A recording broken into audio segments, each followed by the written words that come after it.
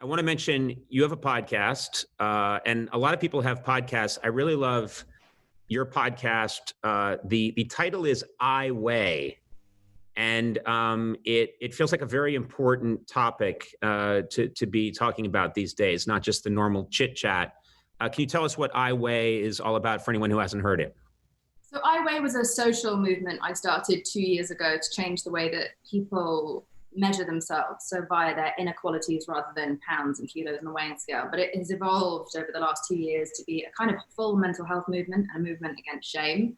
And so, aside from my penis shaming that just happened, I don't believe in shame. I clearly don't have any, not a trace left.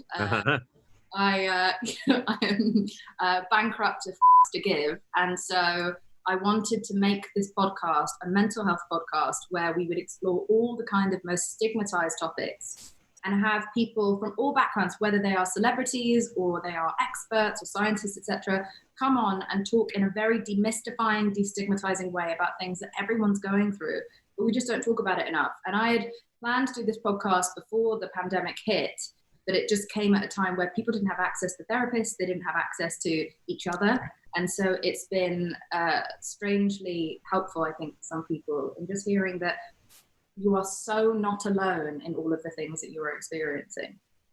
This speaks to something that I think about a lot.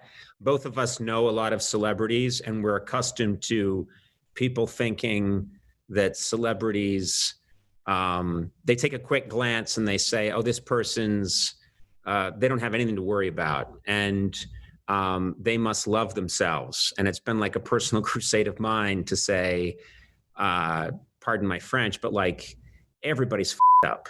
And so many people would look at you and say, this person, how could she talk about shame? She's so beautiful, when of course you could talk about that. You're a human being. You have the same experiences as everyone else. And so that's probably something, demystifying that, I think, is really important.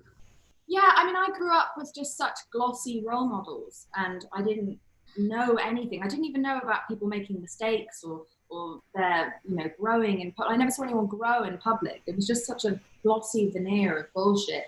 And so it made me feel so isolated in all of my experiences, because I've suffered with my mental health issues for 20 years or so. And so have my family members. I thought there was something so wrong with us. I didn't know, because I didn't have any transparent role models who told the truth. And so, for better or for worse, I'm determined to be as transparent as I can. And sometimes that leads to some questionable moments publicly, but it also means that I'm being willing to be the anti-celebrity and just be vulnerable and human and flawed. Right. That other kids can know that it's okay if you, like, a isn't deaf. Right. You have to do better. And so I think that I've tried to be what I didn't have when I was younger. And I'm just, it's a social experiment. I don't know how it's going. Well, we've been talking about, maybe I'll come on your podcast, because I have a lot of things to talk about in this arena. I'd love to. I also think, and I want to know what you think about this, but I think that artists in particular are almost more likely to be messed up. There's something, I think, in you, there has to be something in you that would drive you to do such a weird job and to need the approval and applause and the love of other people. I think there is something inherently, like, there's not to turn this into a therapy session, but I think there's a little hole inside of all of us. And I also think artistry, comedy, song lyrics, etc., I think that they are a way of a kid who doesn't know how to communicate, learning how to communicate with the world. Yeah. So I think in itself it speaks to some sort of like kink or damage in there, that, this is how we process it to make other people happy. Definitely. I've been saying this for 27 years. My nightly comedy show is a cry for help.